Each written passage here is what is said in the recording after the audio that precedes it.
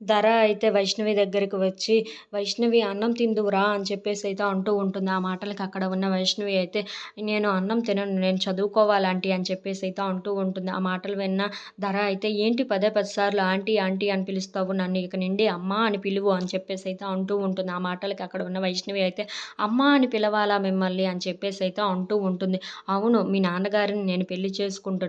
ఇక నుండి నువ్వు నన్ను అమ్మ అని చెప్పేసే పిలవాలి. లేదంటే బాగోదు కదా! అలా ఆంటీ, ఆంటీ అని పిలిస్తే నాకు నచ్చటం లేదు. నువ్వు ఇక నుండి నన్ను అమ్మ అని పిలిస్తే నాకు చాలా ఇష్టం" అని చెప్పేసైతే అంటూ ఉంటుంది. ఆ మాటలకి అక్కడ ఉన్న వైష్ణవి అయితే ఏం మాట్లాడాలో తెలియక అలా నించొని అయితే ఉండిపోతుంది. ఇంతలో అక్కడ ఉన్న వైష్ణవి అయితే, "నాకు మిమ్మల్ని అమ్మ అని పిలవడం ఇష్టం లేదు. ఎందుకంటే ఏదో ఒక రోజు నన్ను కన్న తల్లి అయితే ఇక్కడికి వస్తుంది కదా!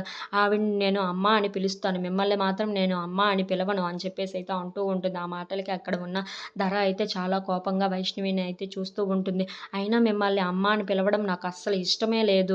ఎందుకు మిమ్మల్ని నేను అమ్మ అని పిలవాలి? మా అమ్మ ఏదో ఒక రోజు రానే వస్తుంది కదా! వచ్చిన తర్వాత మా అమ్మని అమ్మ అని పిలుస్తాను. మిమ్మల్ని మాత్రం నేను అమ్మ అని మాత్రం పిలవను" అని చెప్పేసైతే అంటూ ఉంటుంది. ఆ మాటలు వినగానే ధరకైతే చాలా కోపం వచ్చేసి అక్కడ ఉన్న వైష్ణవిని అయితే చాలా కోపంగా చూస్తూ ఉంటుంది.